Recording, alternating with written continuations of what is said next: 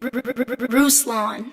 Tithing, Malachi chapter 3. Stop quoting that verse. This is the one so many of you requested. Is tithing for today? Is the New Testament church required to tithe? All that good stuff. Guys, I brought along some of my favorite Christian creators who are, quite frankly, more honestly, more smarter than I am, and probably better versed on this topic. And so I have some incredible men of God with me: Jason Mayfield, Pastor Roy Dockery, and Pastor Trey Van Camp. We all share very different views in some areas, but we agree on the essentials. And so before I bring them in, let me read you guys the verse that is in question. It is, of course, Malachi chapter 3, and we're gonna look at this verse, and we're gonna look at what Jesus said about tithing, and we're gonna do our best to answer the question if tithing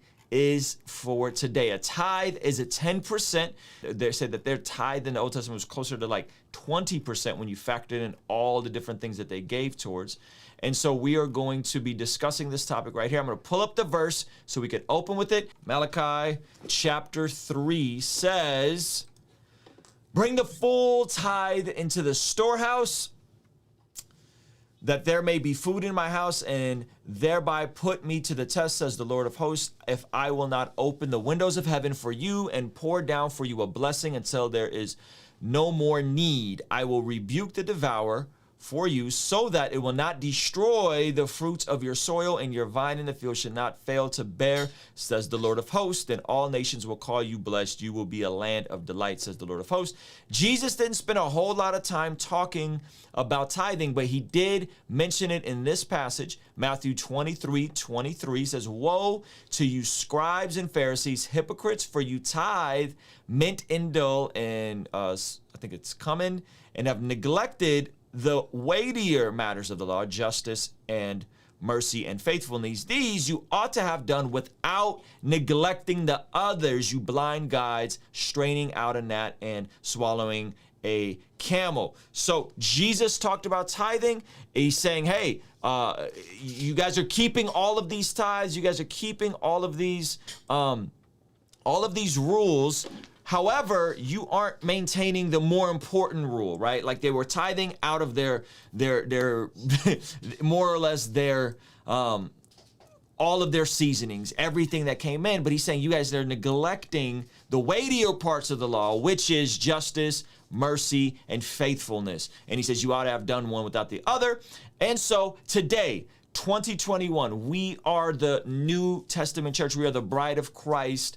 Are we under this specific part of God's requirement in the Old Testament, the moral law, as some would say, or are we under something else? Are we required to tithe? Where are we at? My position, you guys aren't going to like my position. So before I tell you my position, again, let me bring in some men of God who are way smarter than me, and let's devour this topic. I'm very excited. We got Trey Van Camp. We got Pastor Roy Dockery. We got Jason. Let's get Trey Van Camp, because he's a pastor. Good. He's a That's pastor. what I was about to nominate. Yeah, and he has the most skin in the game with this topic. And so let's go to Trey Van Camp and let's see what you think about this, boss. There are so many, I come to this passage, Malachi 3, Matthew 23, as a Christian myself, but also as a pastor. And really the angle of a pastor is, I know the statistics. I think it said before the Great Depression, or during the Great Depression in America, Christians gave on average 3.3% of their income. Christians, those who are faithfully attending church. Today, it's at about 2.5%. So I think that's even that needs to be part of this conversation of recognizing the bar does seem high to most people. Just knowing when I'm talking about tithing, I know the majority of the room is either skeptical, or, and this is probably more likely the situation I have in my congregation and many other congregations, is they just don't know, they don't have enough financial literacy. They make a lot of bad decisions with their money, and it leads them to the point where now they want to give, but they don't have anything left in the bank. So I think I think there's so many ways to go at this. And I know, let me just say this. I think there's great pastors, great theologians that go on different sides on this topic, right? Should tithing be even Thomas Schreiner argues that it's not a moral law. It is a law. He argues it's maybe more ceremonial civil law versus a moral law. So there's so much to that. But here's what I know. I know that giving is better. Jesus says that in Acts 20, verse 35. I like that. And I know people who joyfully give and they have a life of abundance. And I know people who are stingy and life is never enough. So even starting right there is a baseline. But for what I've done for my family is that's always just been a minimum. Like that's a really helpful minimum for us. There are times in our life where we give well beyond that, but it never goes below that. So that's the quick answer. That's where I'm at as my family. It is absolutely always going to be 10%. The desire is always to do more. And typically too, something that I've done with my family, something that we kind of believe 10% is to your local church. And then beyond that is that ability to give to other ministries, to give to missions that are above and beyond. That's what we practice. Yeah. So for me, from a concept of tithing, I don't think it's required. Right. Okay. I don't think that tithing is required. I don't think it's a salvific issue. I don't. Right. I think the New Testament talks about charity. It talks about generosity.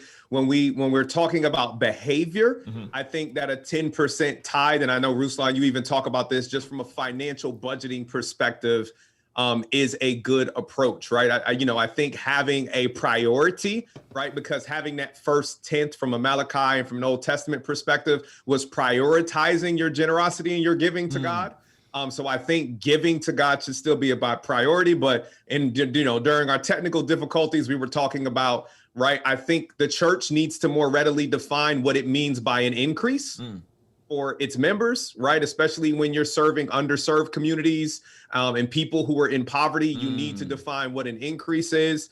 I'm a slightly disagree with Trey a little bit. I don't think that your tithe has to completely go to your local church. Oh, I agree with that. That's my personal. Yeah, I know your personal. I totally agree. Yeah, I would not preach that. I know half the people in this chat right now don't even go to a local church. So that does not mean you should not be giving to the kingdom, right? Because I think people don't attend to a local church. So Trey and I think that from a giving perspective, you should be giving to the kingdom, right? You should be giving to the storehouse. If you feel compelled that you want to help people who don't have food and your church doesn't have a food bank, find a food bank to donate money to. But from their priority. So that my main thing is that we don't have enough discussion within church about what an increase is. I think as Christians, we don't, if I heard a pastor say, don't pay your light bill, pay your tithes, I would disagree with that statement. Because I think as a Christian, you have an obligation to pay the bills that you owe. Come on. So if you've now overextended yourself because of bad choices or circumstances, and now you can't afford to pay your light bill in your tithe, that's another discussion we need to have about life choices. But to tell somebody to then short a responsibility that they should be obligated to pay as a Christian because you signed an oath and, the Bible says, let no debt remain outstanding, but showing love to your brother. So you should not be. And I know Jason's cool with being debt free.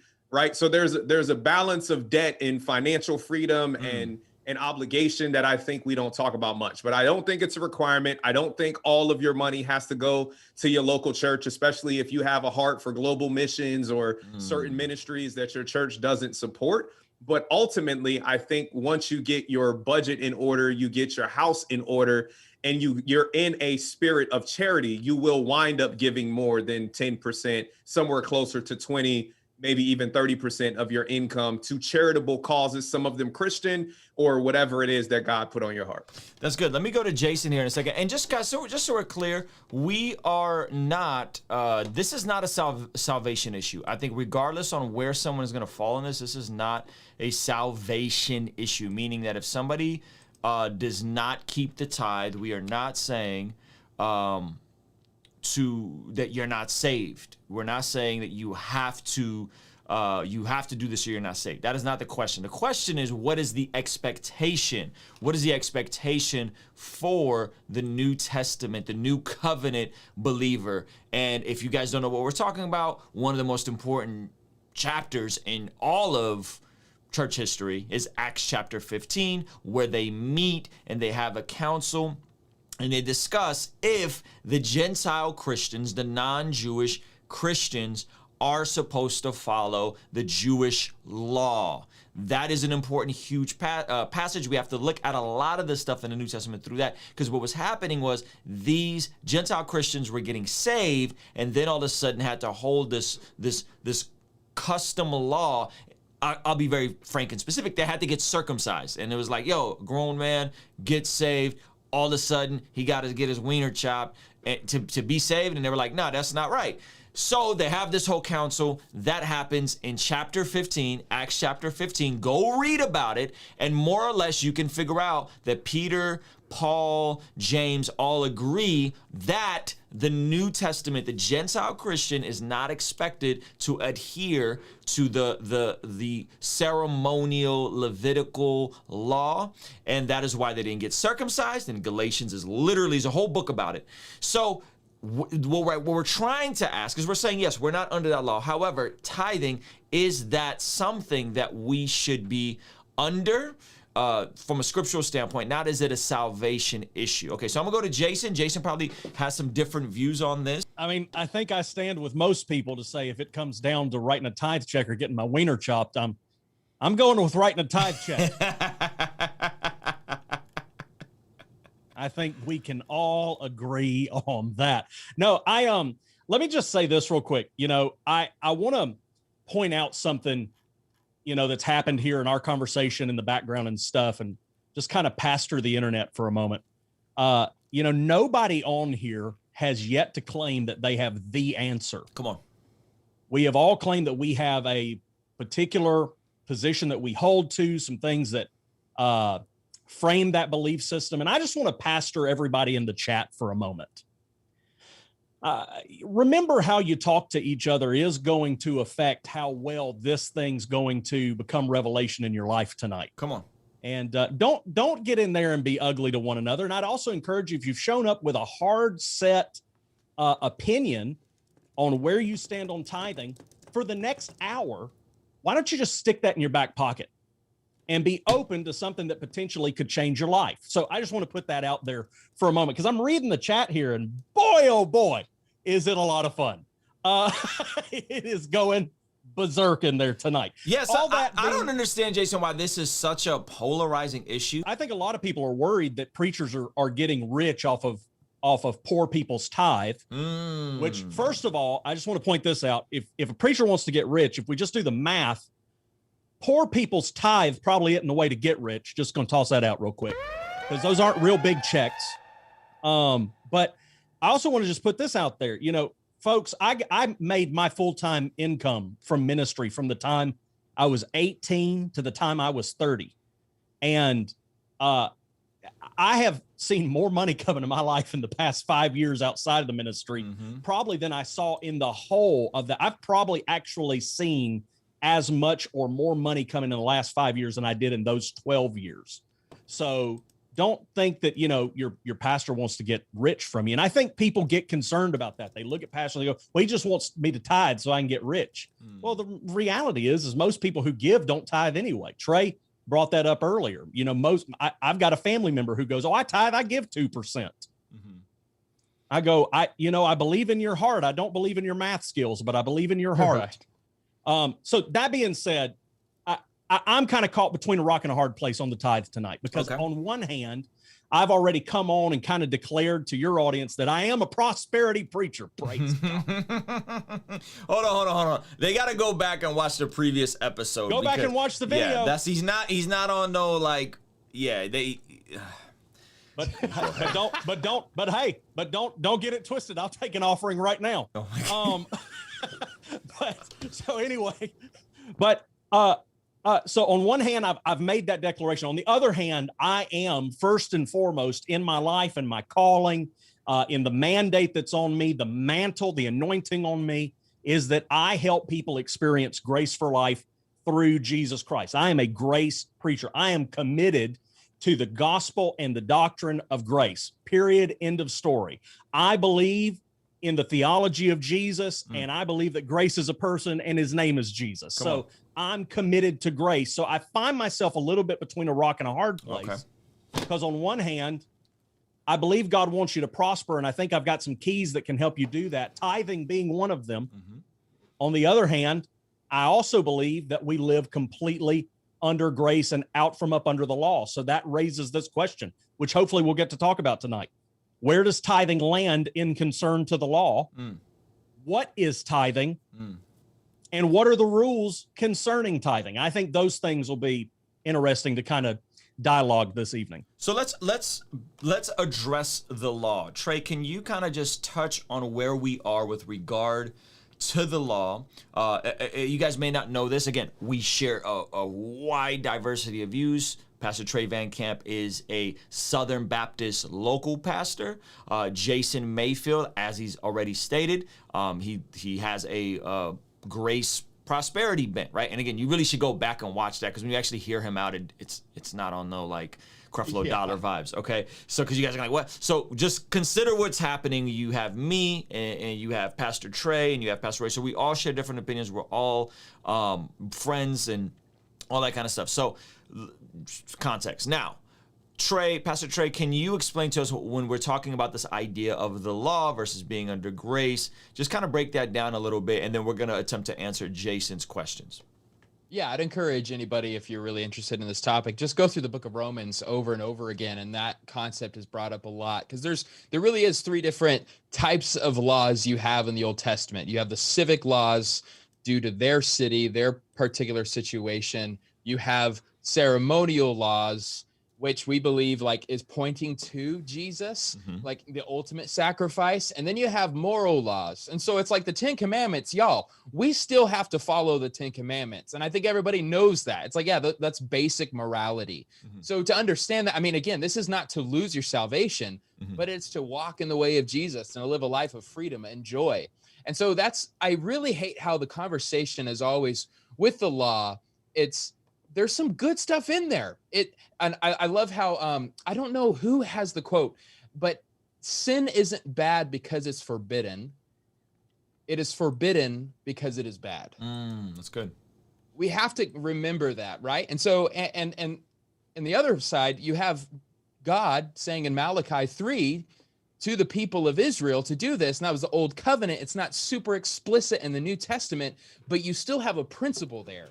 You still have hey, test me, give, and I'll show you how providential I am in your life. Now, the big thing I think when we're giving, we have to make sure it's out of love and not to leverage. So when it's to leverage, like, oh, I'm giving in order to get something, God is way too smart for that move. And he's not going to just all of a sudden bless you upon blessings, because he knows your heart. And so I think that's the real emphasis you have in the New Testament. Jesus in the Sermon on the Mount, it's actually about the heart. You can't manipulate God. And so I think with tithing, it can easily be used as a tool to manipulate others, to manipulate God. God, I gave you this. It's no longer Jesus is Lord. He's my landlord, and I paid rent this month, so he better give me my amenities. And that is not the way of Jesus. That's not what God is calling us to. That's a good point. And I think I guess another question to ask is like, is the New Testament church Israel? Is the New Testament church? Is the Old Testament priest the New Testament pastor? Is the Old Testament temple the New Testament church? That's another thing really to consider. What is your position kind of on that? Because I guess that would determine if you're a covenantal or dispensational. I lean more towards covenantal theology, not dispensational myself. I have a lot of people in my life that are. So I do think there are differences, but I think the people of God are pointing towards, that was just the beginning, and now we are all those who are in the faith are all part of the people of God. The greatest book that's helped me on that is called The Mission of God by Christopher Wright. Incredible book. He essentially says in the Old Testament, God's model was to bring people in, and now in the New Testament, God's model is to send people out. And so I just love Mission of God, that book. But yeah, I do think, there's certain things that Old Testament priests do that I don't do a lot of those rituals. I don't, there's certainly things, okay, I don't read the priests in the Old Testament and go, this is my job.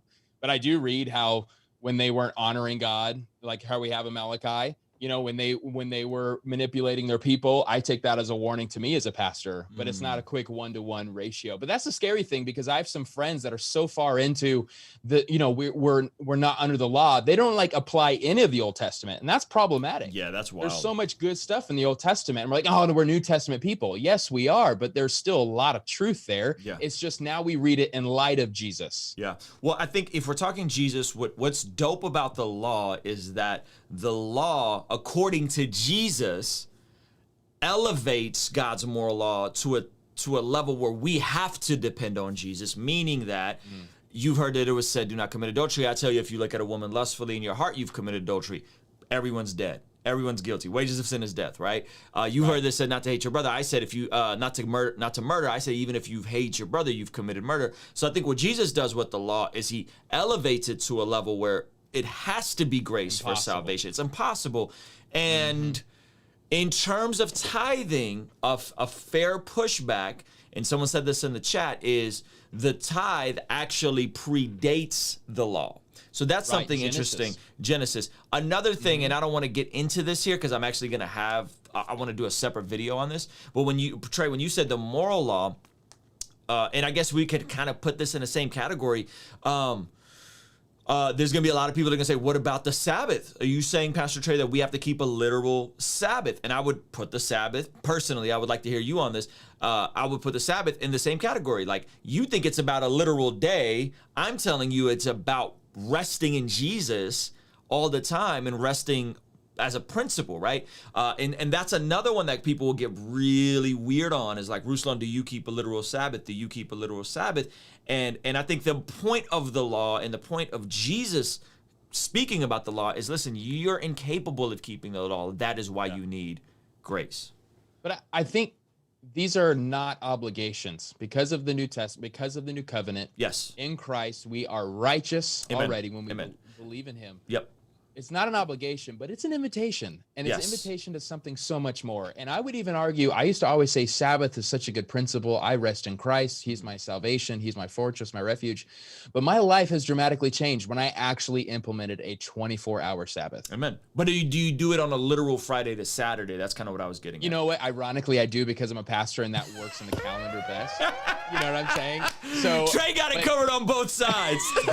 Yeah. So, but it literally, like, we do the dinner, we start at night and end at night, you know, and the whole thing. But we tell all of our people, what's the best day that works for you, and implement that. Amen. And it's different for every person. So we are not legalistic about it. Amen. But it does give so much life. And I do hate that we're so adamant. It's not an obligation. Yep. Okay.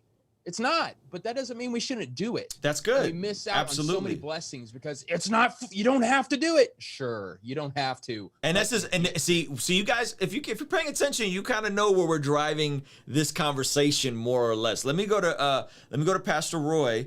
What do you make of all this stuff, Pastor Roy? I love Pastor Roy's heart, because he's really thinking of this, which a lot of you guys that are anti-tithe are really considering the tithe being used as like a degree of spiritual abuse to an extent, meaning that if you're in a situation where someone has to pay the light bill or tithe, and it's just like, we'll just trust God, there's other issues at play here. So where are you at with all this, Pastor Roy?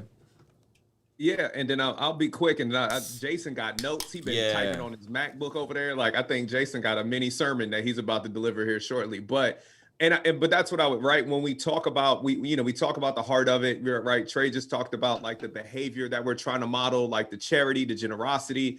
And you make a good point. I think it's been the reason tithing is popping off the way that it is, right? And people are like, tithe was a food. It wasn't about money. You can tell that there's some tension and there's some concern about this whole thought process around money.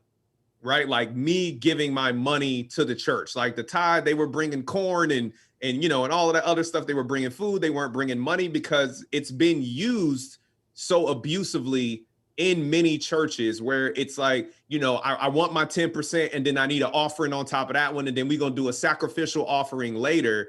And instead of teaching people how to be mindful with their income, instead of teaching people how to live on budgets, instead of teaching people how to be debt free and how to live a life where they actually have the bandwidth and the discretionary income to be generous, right? I think the flip side of that is trying to make people feel obligated to a biblical law for the Old Testament that's not a requirement for their salvation, and saying, no matter what, I need you to give 10%. And then that is the minimum bar.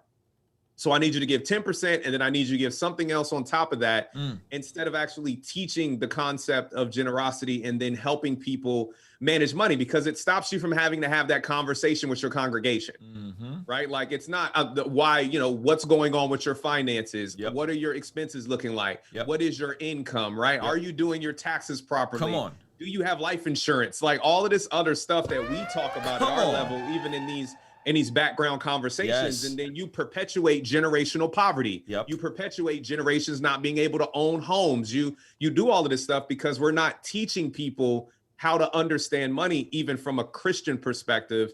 And then we just use kind of the tithe as like the lever to get them to continue to give under an obligation, when I think we would all agree that, like, this shouldn't be an obligatory thing. Yes. Right? Like, this should be the way that we're choosing to be obedient to God, not the way that I'm feeling forced to pinch out, whatever it is from my gross or my net, to give to the church, when honestly, I probably need to spend some time at the church, right? And someone said it, like, tithing isn't just your money. What if you don't have money?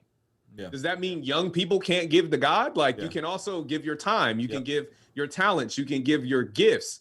Right? Like, I work as a lay pastor, so I have dang near a full-time job working for the church for free. My hourly rate is very high. So I'm donating a lot of money to the church just in time as well. That's good. On top of with money. So I think we have to have that balance, because we're not teaching and discipling people on how to effectively use money by just telling them that they're required to give 10% and not understanding, prioritizing God's will for our resources and our time and our talent and our money. And I don't know, just from my background, especially in Black churches and poor communities, you know what I mean? And stuff like that, it's been used from an abusive perspective.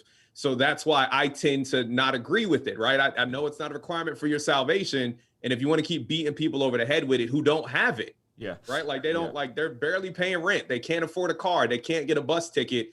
And then at the same time, when they come, and then this is my other issue, when they come to the church for help, now the church has no benevolence fund.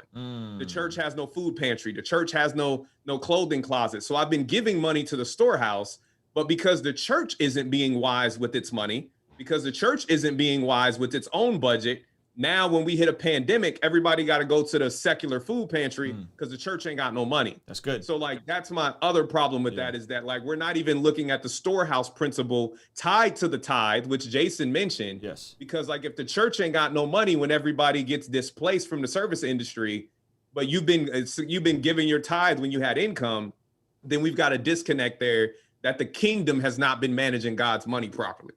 Yeah, and just to piggyback that, and I'm gonna bring Jason in on this. Something to think about. And I'm gonna get to my position in a second for those of you guys that even care. And you're not gonna like, none of y'all gonna like my position, by the way, just so we're clear.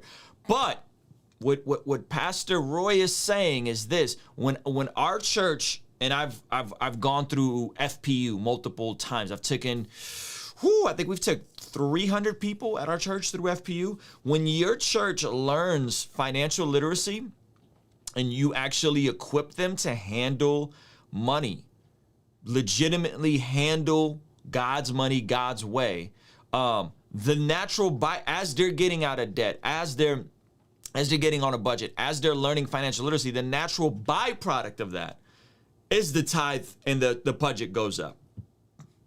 And this is something we've done at our church. So I don't, it's not a either or. I think what Pastor Roy is saying is, hey, if the church stepped in and actually discipled people in this area, like my church has, the byproduct of that is the giving goes up.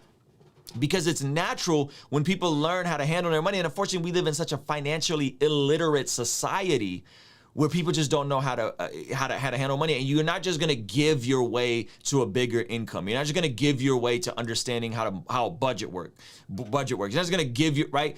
Now, There's some good disciplines there. So that's just something to really consider. Let me bring in Pastor Jason. He got notes. I'm fired up. Let's go. Where we at, Pastor Jason? Yeah, I mean, in many respects, I agree with a lot of what Roy just said. I mean, look, I'm passionate about people getting their personal finances right. I'm real passionate about it, to the tune of helping them.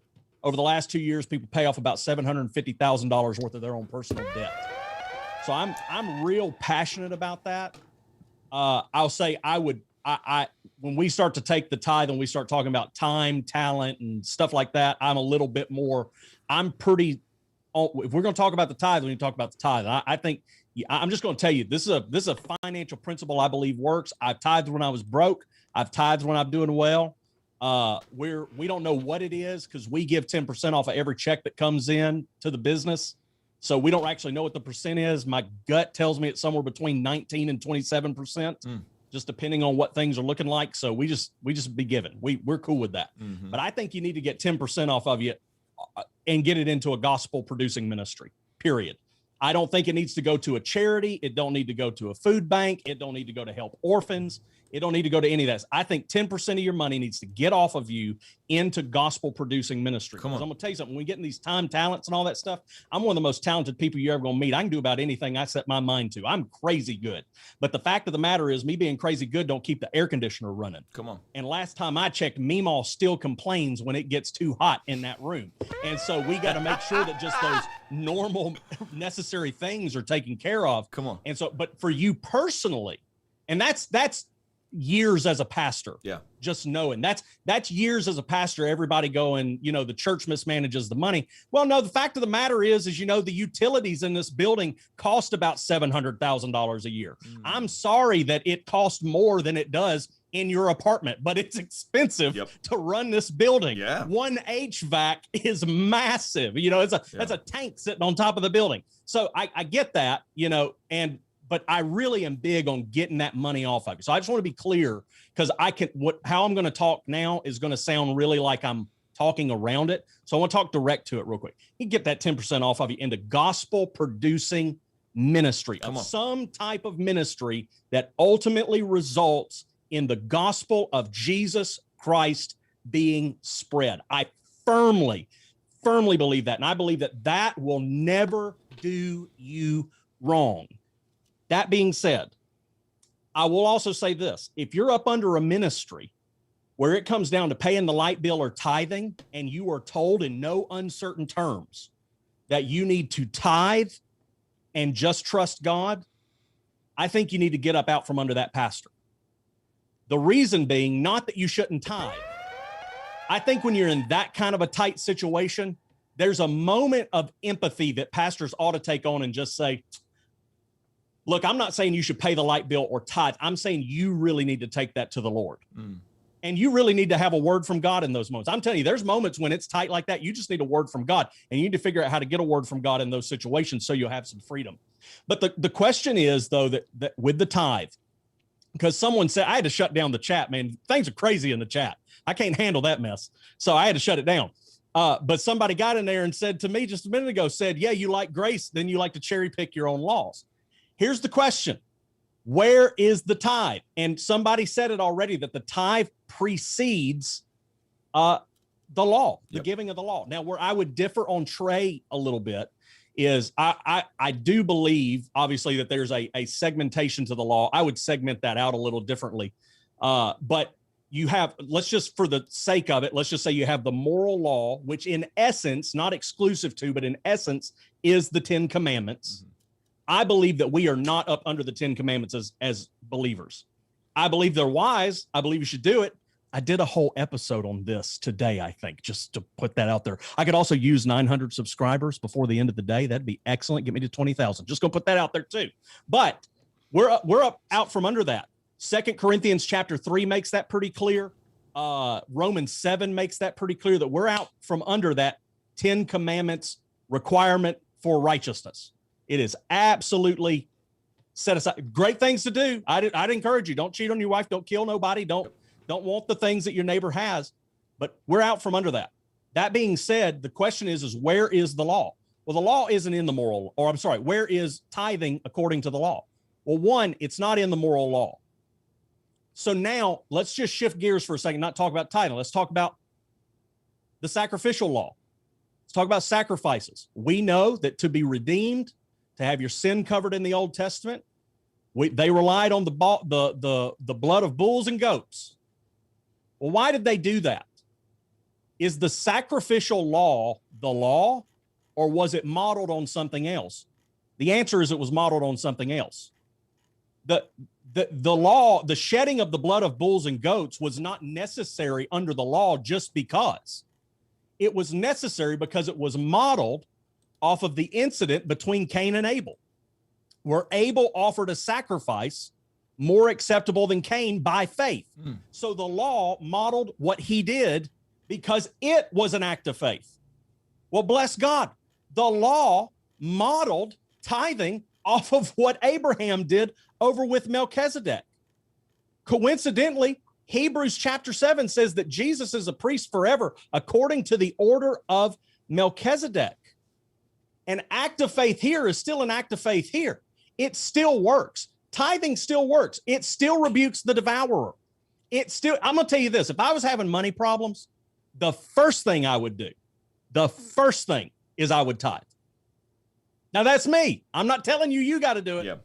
Yeah, By the way, if you go tithe, I don't get that money. I like that you repeatedly making the distinction between where our righteousness and our identity comes from and principle and how stuff is fleshed out. Your righteousness, if you're in Christ, comes from grace because of Jesus putting his righteousness on you.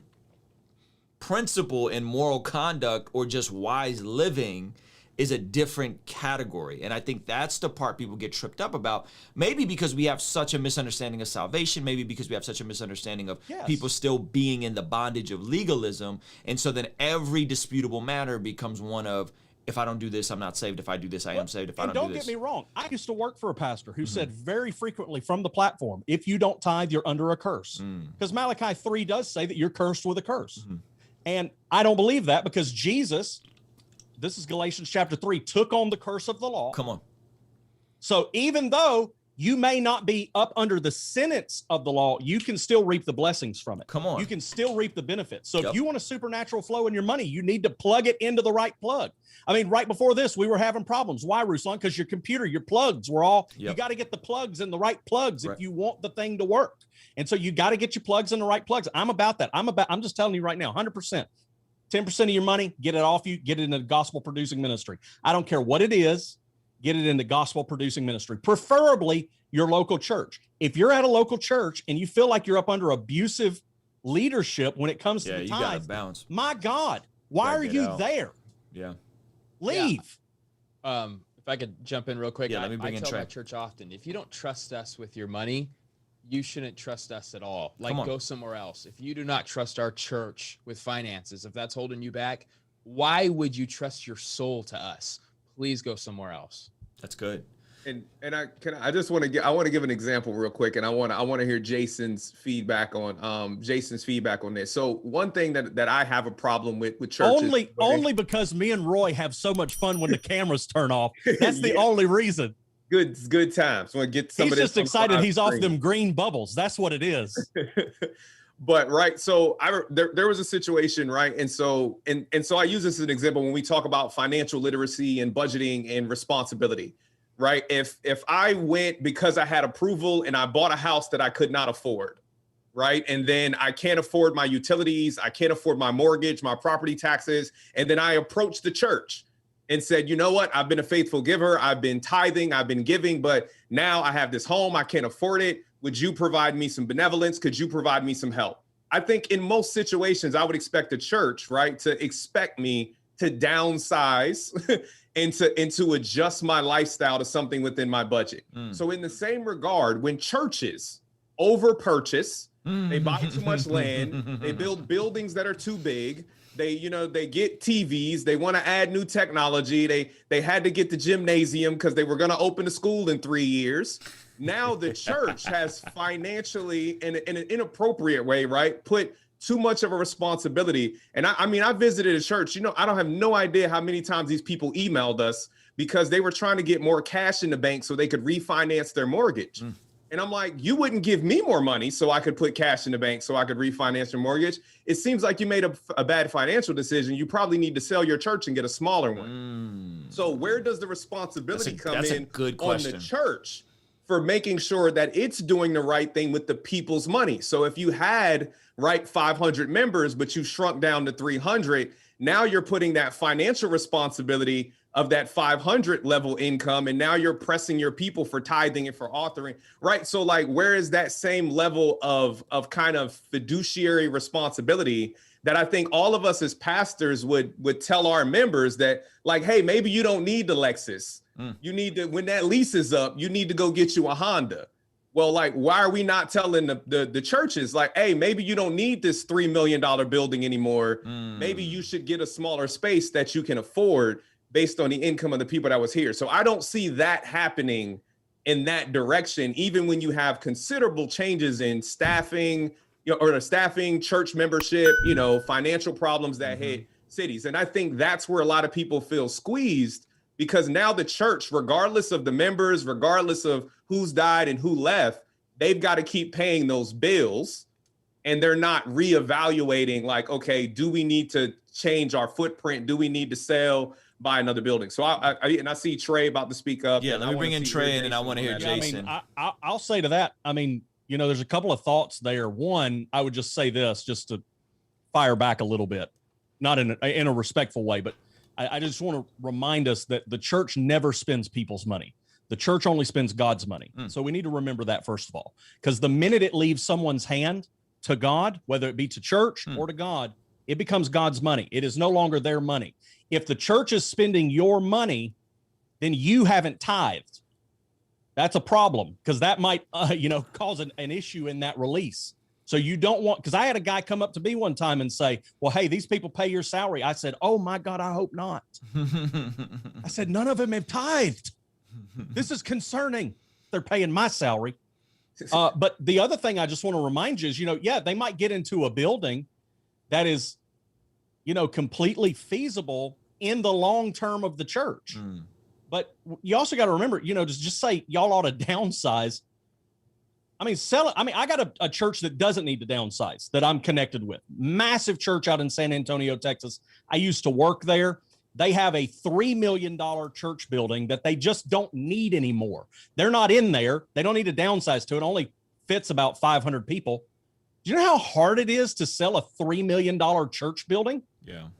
I mean, so you can make those steps.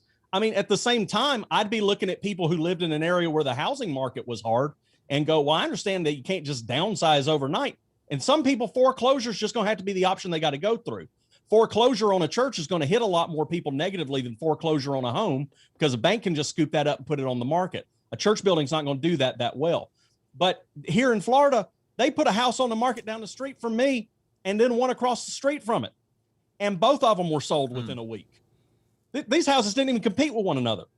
They just went, can't have that one? I'll take that one, because houses sell. You're not going to get that with a church building. You're not going to get that with a specialized space like that, which for the most part, most churches are either like only churches or they're performance centers. And there's just not a big market for that.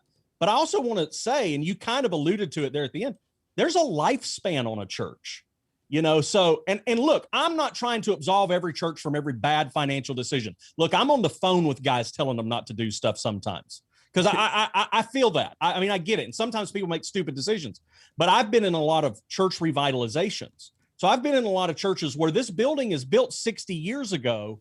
And now, the upkeep on this building is crazy, not to mention to sell it would be next to impossible. So there are moments I think it would be more feasible to say, hey, come in, we need to raise some money for this, or we've got to come together and make this thing happen.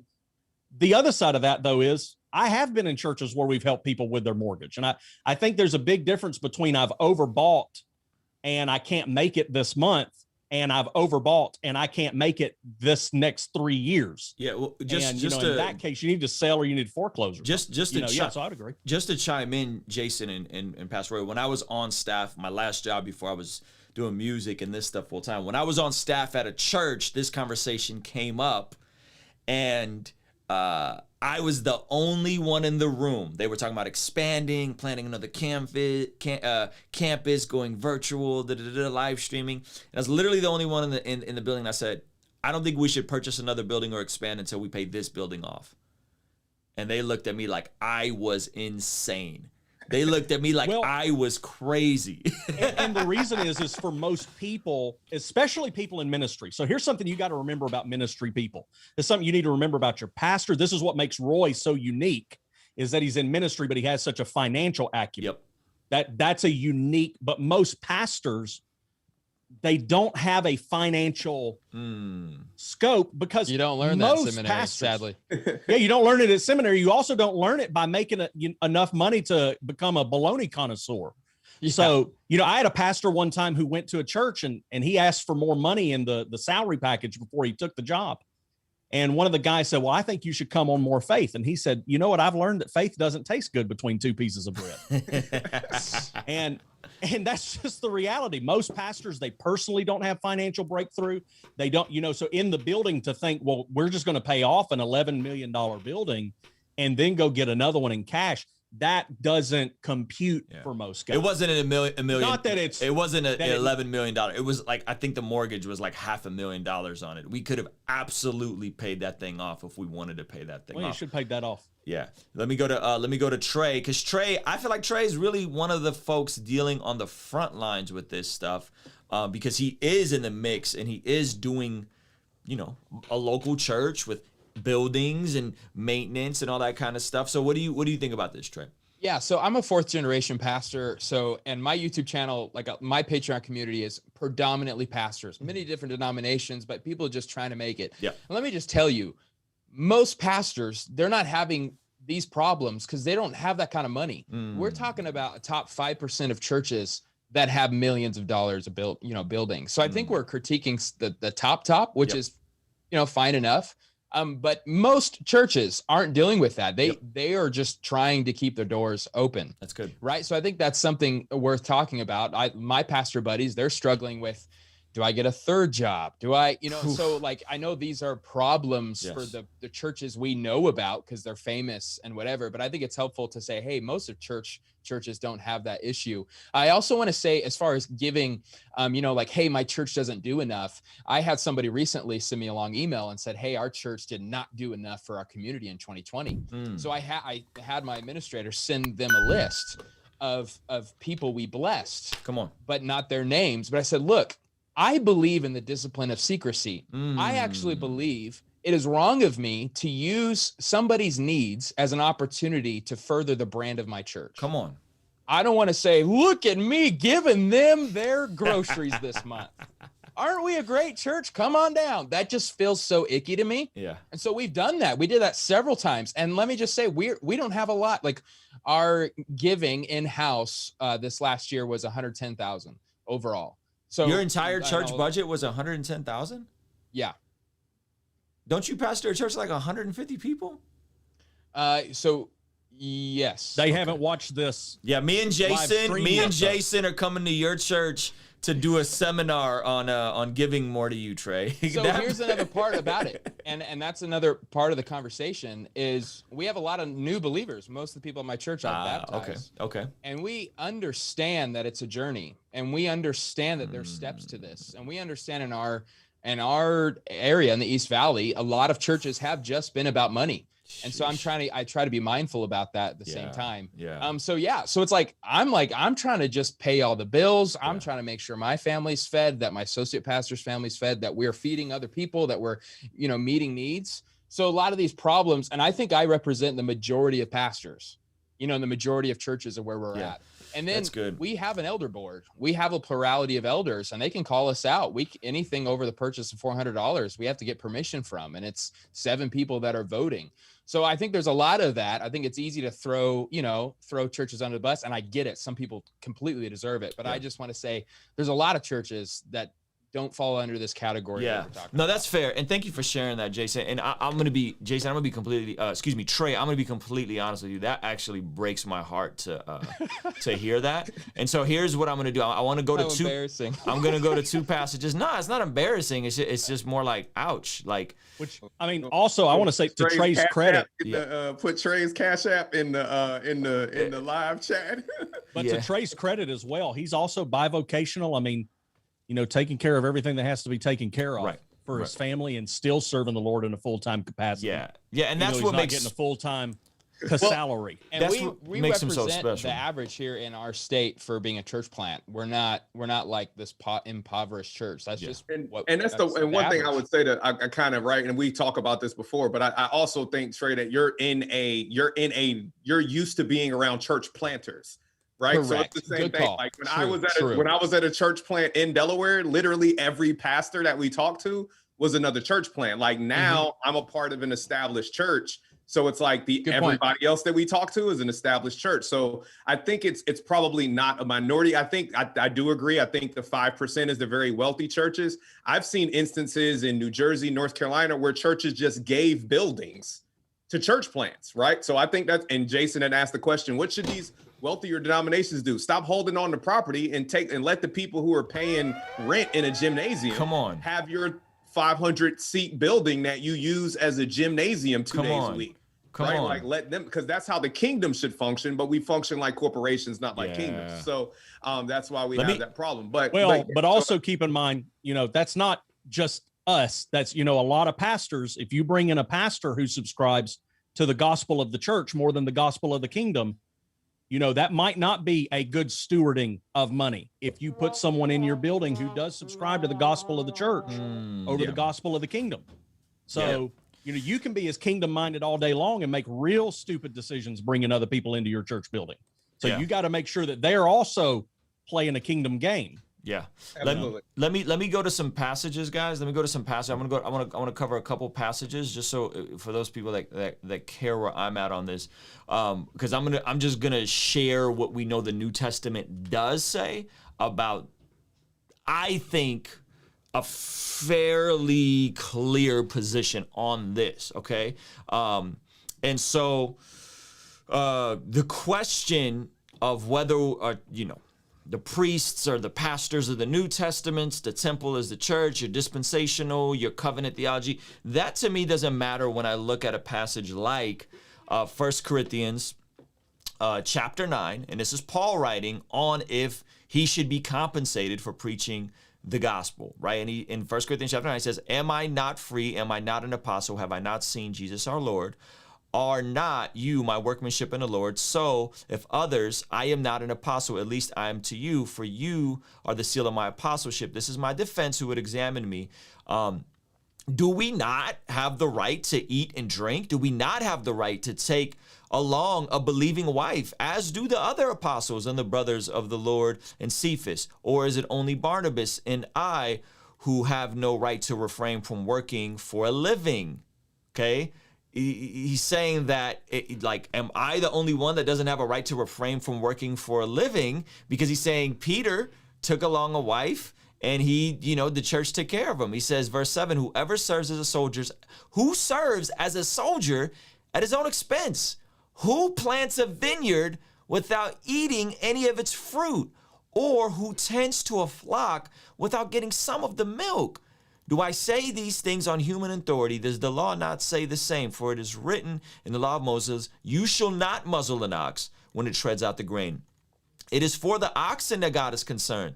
Does he not certainly speak for our sake? It was written for our sake, because the plowman should plow in hope, and the thresher thresh in hope of sharing in the crop. If we have our own spiritual things among you, is it too much if we reap material things from you? Woo! If others share this rightful claim on you, do we not have even more? Nevertheless, we have not made use of this right, but we endure everything rather than an obstacle in the way of the gospel of Christ. Do you not know those who are employed in the temple service get their food from the temple, and those who serve at the altar share in their sacrificial offerings? In the same way, the Lord commanded that those who proclaim the gospel should get they're living by the gospel. Okay, so that's there. That's there. You take that up with Paul. Don't be mad at Ruslan. You take that up with Paul. That's clear as day.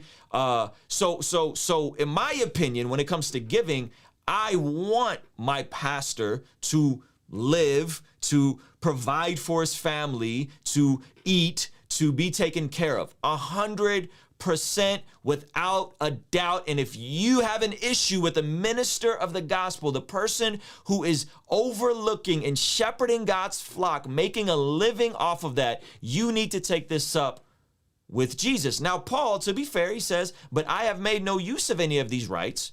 He says, these are the rights I have, but I've made no use of any of these rights. This would be where Trey is. Trey says, hey, listen, yeah, sure, the church should take care of my family's needs, and they should feed me, and they should take care of my shelter and all that kind of stuff. However, Trey's saying, listen, I can, however, I'm going to be tri-vocational. God bless Trey Van Camp. You guys should figure out what his Cash App is and send him some money tonight, please.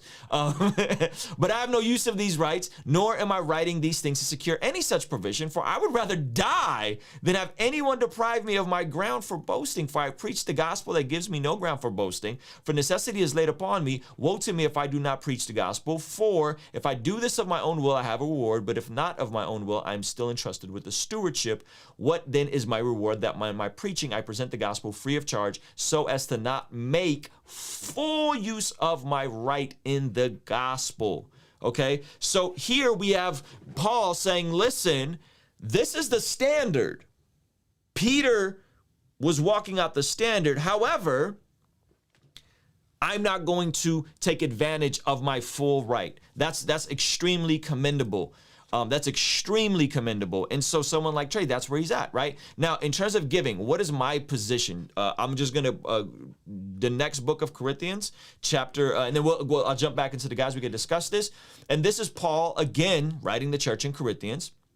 And he says to them in verse, chapter 8, 2 Corinthians chapter 8, we want you to know, brothers, about the grace of God that was given among the churches of Macedonia, for in a severe test of their affliction, their abundance of joy and their extreme poverty overflowed in a wealth of generosity on their part. For they, according to their means, as I can testify, and beyond their means of their own accord, begging us earnestly for favor of taking part in the relief of the saints. So there was an issue going on with another church, and this church that was in poverty and affliction went above and beyond to give. And this, not as we expected, but they gave themselves first to the Lord and then by the will of God to us, right? And then if we scroll down to chapter 9, he says this. He says, the cheerful giver. Verse 6, the point is this: whoever sows sparingly will also reap sparingly, and whoever sows bountifully will also reap bountifully. Each one must give as he has decided in his heart, not reluctantly or under compulsion, for God loves a cheerful giver, and God is able to make all grace abound to you, so that having all sufficiency in all things at all times, you may abound in every good work. Okay, so for me, those of you guys that care what my position is, and I'm gonna go back to the guys here. For me, we do 10% as a floor, and we do our very best to go above and beyond that. That's for us, right? We don't find our righteousness in that. We don't find our identity in that. We find that as our reasonable act of worship. That is what we do because we value the work of the local ministry. We value the work of, like on Patreon, I support dozens of different Patreon communities. And I give to churches that I'm not a member of all the time. I'm always looking for opportunities to give. And so I don't have a percentage for you. I could definitely tell you it's above 10%. And that's where I'm at, because what you're willing to pay for something determines if you truly value it or not. What you're willing, if you say you value these things, if you say you value the preaching of the gospel, you say you value your local church, but you're stingy with your money, that's indicative of what you truly value, is it not? And so to me, I value not just my church, multiple churches, right? I value these things happening. And so I'm looking for opportunities, and I've been tithing since I was a kid. I remember when I first started tithing, I was 17, 18 years old working at Pizza Hut. And a year before I got saved, my car got broken into. And this is anecdotal. I'm not saying this is like absolutely it was going to happen. But a year ago, my car got broken into, my stereo got stolen, all my stuff got stolen, and I called the police. They came, they did fingerprints. I forgot about it. The month I got saved and started giving 10% of my little, whatever, $300 check, right? I got a random check in the mail for $800. Right?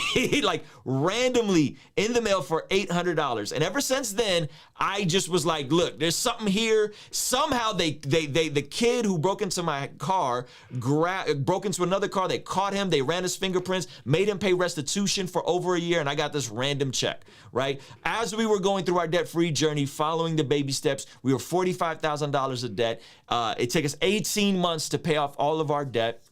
And we never stopped tithing in that process. We always gave. Now, gross versus net, we go above and beyond what we can. I don't know if that's even relevant.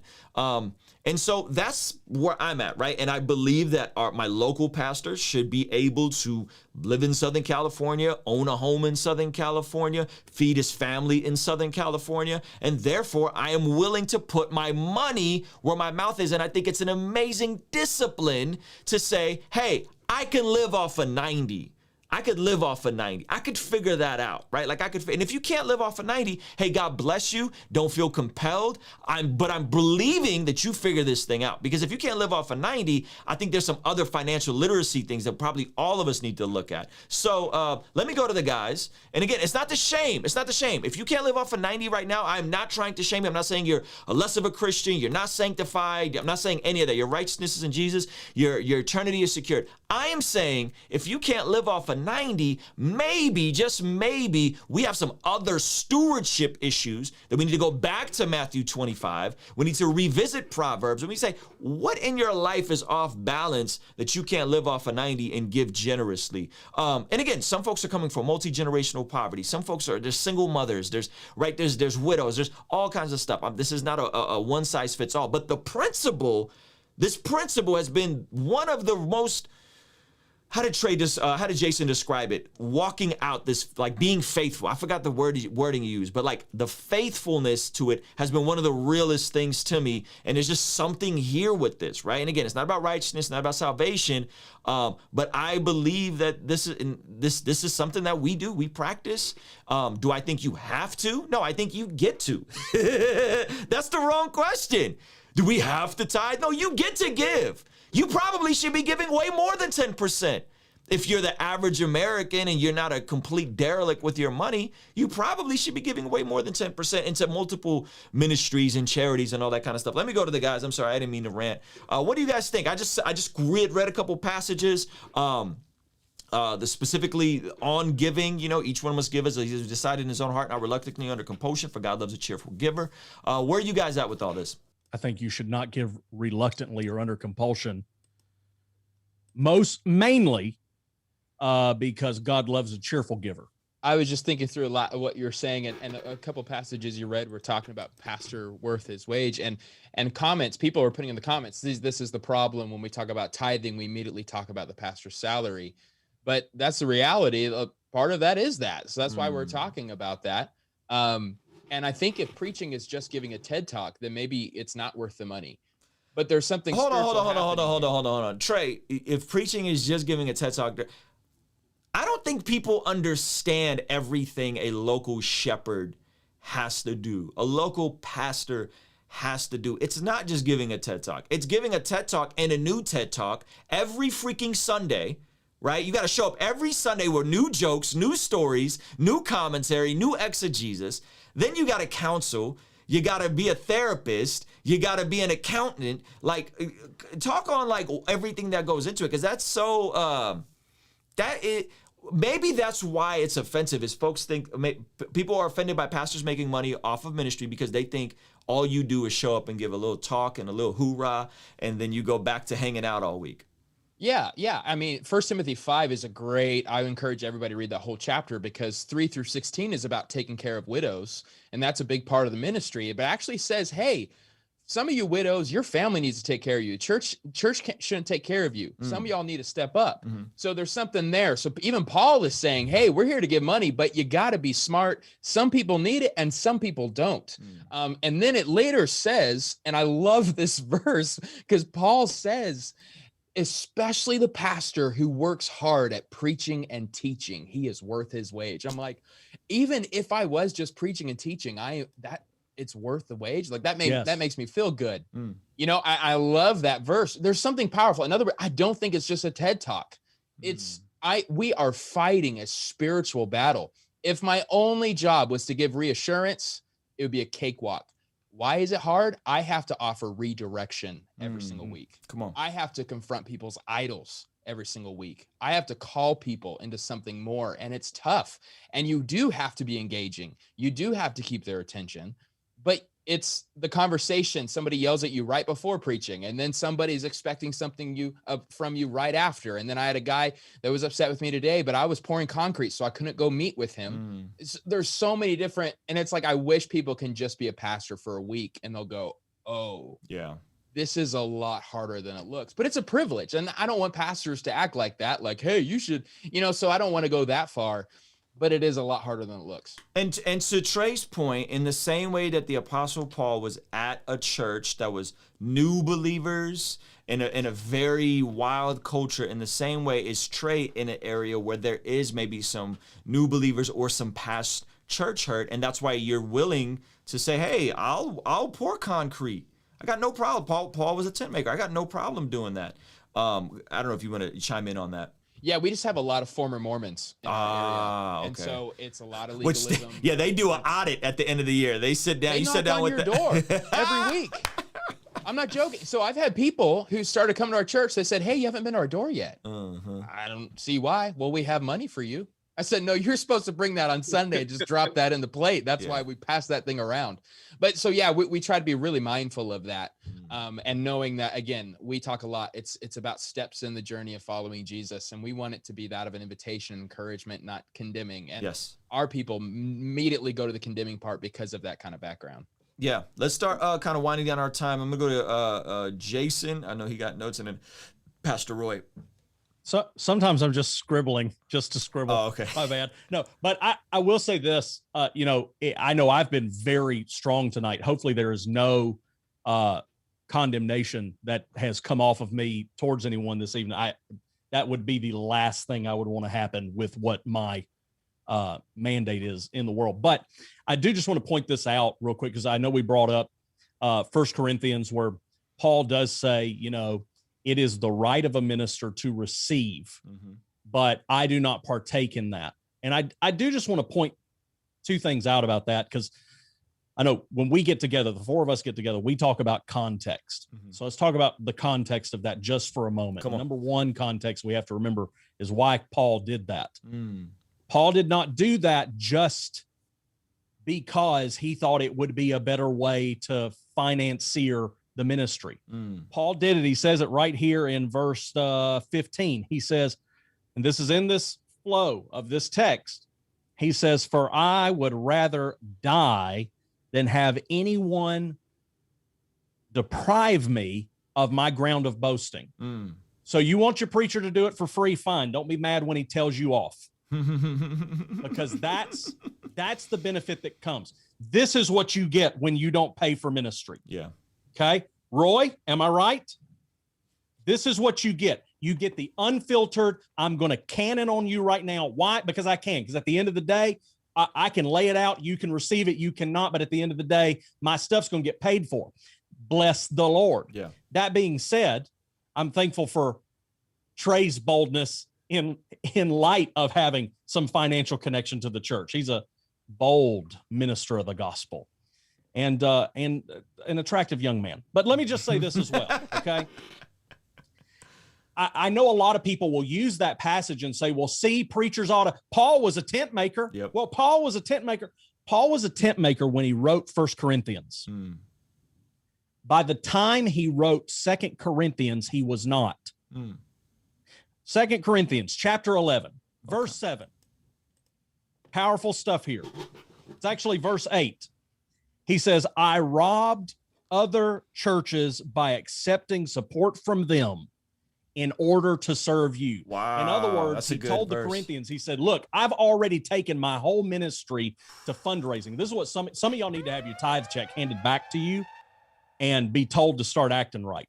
Because this is what I learned a long time ago. Tithers aren't gripers and gripers aren't tithers. And if you're down here griping and I got a tithe check from you, it wasn't a tithe check. Yep. It was money you were trying to buy your way. Come on. And buy what you wanted to happen in the church. But this is what he said, basically. He said, look, I've done progressed into where we are fully funded in the ministry by churches, but you guys are so dysfunctional, your money isn't worth it. Sound like you talking to the chat right now, Jason. I saw somebody said I ought to tithe my haircut and my sweater.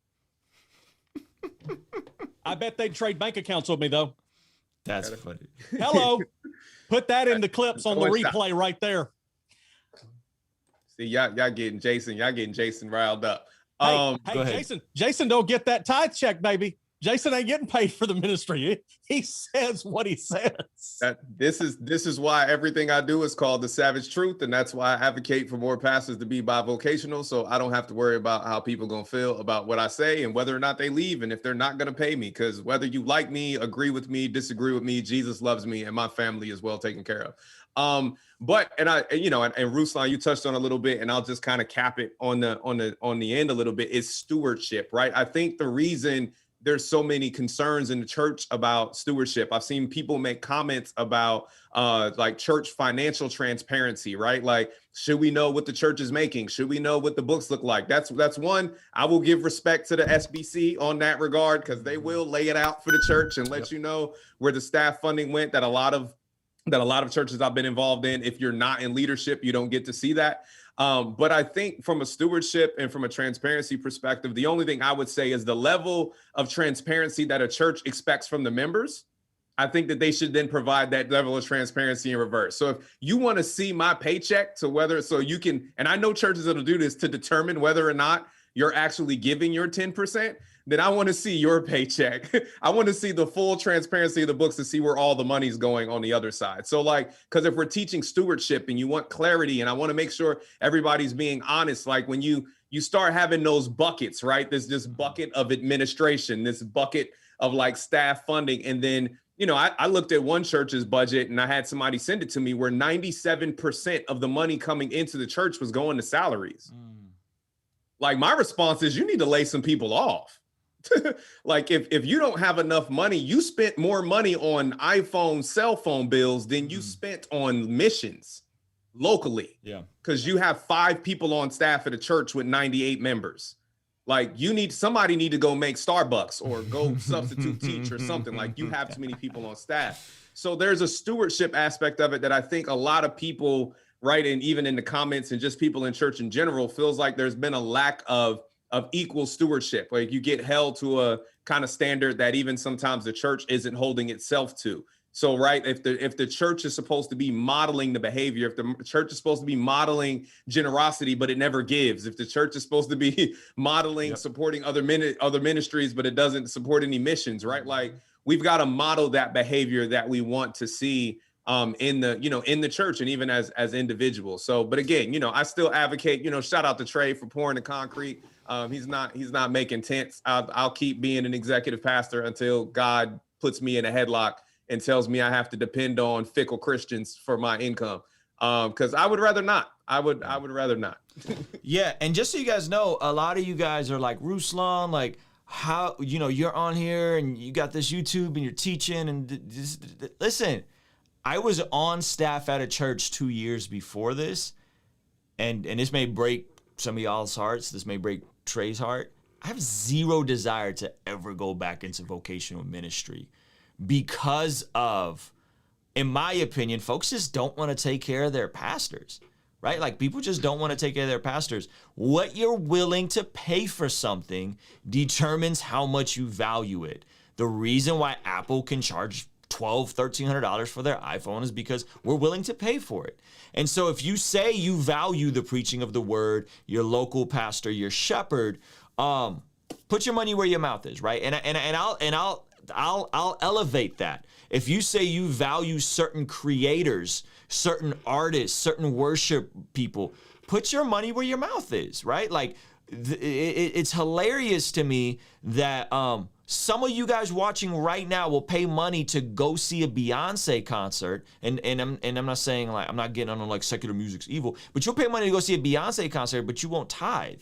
Like you'll go buy the latest Jordan 11s every Christmas when they retro the patent leather Jordan 11s, but you won't give to a Christian Patreon $5 a month or $10 a month, right? Like the degree of hypocrisy and the degree of unjust scales is hilarious. And so you want everyone to do stuff for free, but you're not willing to put any money behind it. That to me is really suspect. Like that to me is really, really suspect. I'm not just saying that because I got a Patreon community that you should partner with. You should partner with because it's popping and you're going to get immense value from it. But it's because you're missing out at the end of the day. You're missing out not being able to give generously to your local church, to people on the internet, to charities. My son gets a letter several times a year from Raphael over in Zimbabwe, Africa, and like we write back and forth and want to go visit a kid we sponsor. Like that's amazing, and it costs us, I don't know, $50, $100 a month. You get to miss out on not having that. You get to miss out on not seeing your pastor's kids. I've known my pastor's kids since they were little girls, 4 or 5 years old. One of them is about to get married, right? And I've seen them flourish and blossom. My pastor has 7 kids, right? You're missing out on not being able to see this type of stuff. And that's on you. Like, that's on you. And it's really indicative to me of a deeper issue, which is a lack of stewardship, a lack of money management, a lack of just an understanding that, like, our life is not our own. And so, when I hear Trey, I understood intellectually that Trey was bivocational. Like I understood that, right? But then when he said their church's gross budget is that was the general offering. The general offering and a little bit of defense. Yeah, was 100. Like 130. Yeah, 130. So, yeah. Like that to me is like, oh man, you know what I mean? Like, and again, he's in a unique situation. He's in a community where there's a lot of ex-Mormons getting saved. I totally get that. But that to me is like, oh man. And what Trey is saying is that's normal. It is. Like that's normal, right? So guys, church planners, look for opportunities to be a blessing to your pastor. Not, and it doesn't, you know, people are like, oh, does it have to be financial? Listen, I just went and just gave a bunch of amazing wireless microphones to a church, a bunch of speakers, right? I give money and I also give equipment and I give other stuff. And right? Like, so it doesn't have to be just that, but you should be committed and invested financially. And if you can't do 10%, if like, hey, it's a pandemic, it's tough or whatever, you conflict, listen, start with 1%, start with 5%. The average is 2, right? Right, Trey? The average is 2%. How about you start with 2% and just make that regularly? But I will challenge you, if you have it, hear me loud and clear. If you can, figure out a way to live on 90 and give 10 to a Bible preaching local ministry. And I think God is going to do something radical, maybe in your heart, maybe supernaturally in your finances. And this is why I'm going to tell every pastor I know to get involved in your course when you have it available, because it has been a huge game changer for me. So I've done YouTube for 4.5 years now. And until this year, it was like, oh, it actually helped my family. It blessed it. And so I've used your model in so many different ways, and I've learned from you in that way. And my Patreon account is great now. Like it's been good for me and my situation, and it's been a blessing to my family. And so it's like, those are the things like, oh, I'm taking your principles and I'm applying it to my life, and it's blessing my family. And I know it can bless so many other pastors out there, because we have a lot to say, and you've created a model to create it where it's easy. There's so many, you've taken away so many different obstacles where we can just go and start talking. And so that's why I'm really grateful for you, Ruslan. I believe like what you're doing is blessing and is going to bless so many different pastors. Definitely one of those is me, and I just want to say thank you for that. Yeah, that wasn't intended to be a pitch for the upcoming course we're working on. I did not ask Trey to do that, but we are cooking something. Does anybody else want to chime in before we get out of here? I don't really want to do questions because I'm honestly a bit exhausted from looking at some of your guys' comments. I'm gonna say real quick too, because it's like ain't no more free. I'm with Ruslan. My Patreon is $2. So I told I know Ruslan, I know Matt's in your Patreon community. I told him the other day, you have ruined me for everybody else. Because if I've got a 15-year-old white kid in Colorado who can pay $2 a month, all the adults who don't have the stewardship to join the Patreon to send a message, no longer an excuse. So I'm like, you can comment on YouTube or otherwise, but there are people to support in different ways to support ministries and people, right, who are just trying to do things for the kingdom. So that's my only plug there. You got Jason, you got Trey Van Camp, go join Trey's. He got children and he got concrete. He need new work boots or something like hook a brother up. I would actually, I would just encourage anybody who's watching this right now. There's just been a ton tonight. There's been some great stuff in the chat. There's been a lot of hostility in the chat. I would just ask everybody right now, if you've learned something this evening from anybody on here that you think you're going to be able to implement and positively affect your finances, your tithing, your giving, why don't you just nothing hard, just drop the number 1 in the chat. Just drop the number 1 in the chat. And I just want to see a bunch of ones fill up the chat, because if you sat here for an hour and you didn't receive anything, what kind of spirit did you show up in tonight? What kind of spirit did you show up in to not receive anything? I want to see some ones lighten up that chat. I don't see them coming in fast enough. Better be putting those ones. If you want to say double 1, you can put in a $1 super chat. Come on, somebody. Oh, wow. Sow your seed of $1 today for your miracle harvest. Stop it. Stop it. Listen. There he is. Listen. Go ahead. I'm sorry, Jason. I want to tell you something. I really believe that all 3 of these guys on here, you should be in Ruslan's Patreon community, all of their Patreon communities. We were just talking before we got started, Jack Conte, the CEO of Patreon, just put out a video where he really talked about how we're at a time in history because of social media and the ease to produce content, that content creators are undervalued at a significant rate compared to any time in history. There are very few financiers left. There are most corporations are trying to take as much advantage of their content creators as humanly possible. I know some of y'all think that AdSense from YouTube is just fantastic. It's not. And so, you want to get in and you want to support. If you appreciate that content, you want to make sure that you're supporting. So yeah. And guys, listen, at the end of the day, shout out to all the super chats, by the way. You guys are incredible. Shout out to Alexander Pagini. What's up, brother? Thank you so much. All the super chats. The big idea here is, so we're clear, your righteousness is in Jesus, first and foremost, off the top, period, point blank. We cannot, and again, we have a variety and a diversity of views. We cannot, we don't disagree on that. Your righteousness is in Jesus. It's not in your behavior. Your behavior is just indicative of the things that you value. If you value the blood of Jesus, you're going to act accordingly. You're going to change your behavior. Right? Jesus said, if you love me, obey my commands. And so your identity, your value is in Jesus. Everything else is, to me, a reflection of our heart. And so the things that I value, I put my money behind. They're things that are important to me. Ministry is one of those. It's always been one of them. It will always be one of them. And I will always go above and beyond, whether it's directly giving to churches when I can, not when I can, when I do monthly, or going above and beyond, or partnering and mentoring and all that kind of stuff. I don't know if we resolved the question of should Christians tithe? My answer would be, I'm tithing.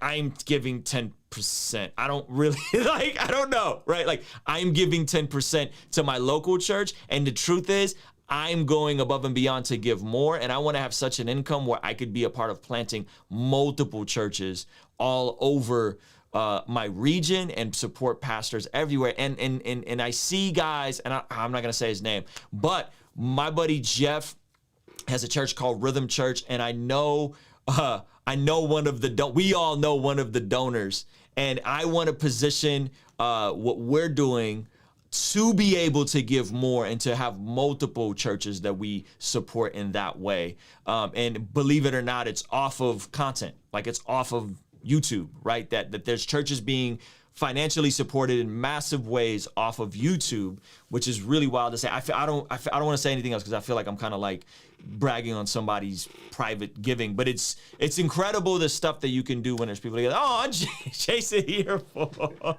this man. Jason just dropped $100 super chat. Jason practicing what he preaching in the chat. Guys, this has been an incredible conversation. You guys got any final words before we get out of here? Thank you guys to all the super chats. I'm sorry I can't shout out everybody. I'm not here. We're not here to give you guys rules. Like, it's not about, like, someone asked, like, should we give weekly or bi-weekly or whatever? Should it be off the net or the gross? Like, listen, I'm giving as much as I feasibly can give. Like, I am in real time. We're saving for a home. We have all these things. We partner with multiple ministries, multiple charities, multiple creators. That's what I'm doing. And I don't know if it's like 10% or not. I just think it's just a good rule of thumb. I think it's wisdom. I think if you can live off of 90, you should figure that out. And that's where I'm at. Like, I don't know. I don't think it's that. I don't mean to dismiss it as like, it's really important, but it's not that deep for me. It's like the Sabbath. Like, I have multiple Sabbaths a week, but I don't think you have to take a literal Sabbath. Like, if you work nights on this night, but like Trey takes a, like, it's one of those, it's a principle. It's like, you're not made righteous if you keep the Sabbath. It's just, it's good to rest. You know what I mean? Like, it's good to rest, and it's good to have that discipline and all that. Sometimes I take 3 or 4 half Sabbaths. Like, I don't know. Like, but you should rest. You should sleep, right? So you guys want to take us out? Any final words before we get out of here? As Christians, we give away our money and we protect our sexuality, which is the reverse of what the world does. Come on. So remember that. And if this whole conversation triggers you, I think it's because your mind is still stuck in the law, because it's either a pain point because you recognize how much you fail, or it's a pride point because you're so puffed up at how much you pulled it off. And I think you need Jesus for both of those. Say that first part again, one more time. As Christians, we give away our money and we protect our sexuality. And the world does the exact opposite. Wow. I'm tweeting that tonight. Pastor Roy, what you got? For me, it's just stewardship and responsibility, right? Like, let's do right with our money. Let's make sure we're increasing our discretionary income, paying off our debt, finding more ways to give, and living with the heart and the desire to be generous. And then God will bless us, right? God will bless you in many ways, right? Whether it's health, wealth, income, whatever the case may be. But we've got to learn how to be good stewards with what we have, right? If we do well with little, God will bless us with more. That's all I got. Jason, final words. I'm saying nothing after Jason says whatever he has to say. All right. Well, I'm glad I have 45 minutes of content I'd like to share with everyone. No, I want to just say this. I would encourage you after tonight, I would maintain and I would encourage, get 10% of your income off of you into gospel producing ministry. I would also encourage you to pay off 100% of your debt. Debt is not the pathway to wealth. I don't care what anybody's telling you. Debt and student loans, consumer debt, business loans, I do not care. Debt is not a pathway to wealth. And the other thing that I would say is, please make sure that you go over to my channel particularly. I am right on the cusp of 20,000 subscribers. I'm producing videos every Monday through Thursday to help you experience grace for life through Jesus Christ. And frankly, if 900 of y'all could go subscribe to my channel and never watch one of my videos, I'd be fine with that. So just go over there and do that. And unlike Trey, because I'm married, I do not have protected sex. Oh my God. Well, there you have it, ladies and gentlemen. Make sure you guys go subscribe. Trey's just nodding his head. Guys, this has been incredible. We'll be back hopefully next week as we're coordinating everybody's schedule. It's gonna be easier now because Pastor Roy got himself a new iPhone, bless God, and he got the blue bubble on his text messages. So this is gonna be easier for us to coordinate his conversations. Hey, and he didn't do it off of anybody's tithe, by the way, because he's actually tri-vocational and he did it off the world's money. So appreciate you guys, love you guys. Thank you so much for hanging out with us. We are out of here. Peace. Joshua the king came down and bore it all. Yeah, conversations front of the fireplace. All of my mistakes, how do I erase? Wanna operate at a higher pace. Birth pains causing the body to dilate. On a first name basis with the worst pain facing. Moments in isolation. See, I was hoping I would do this and get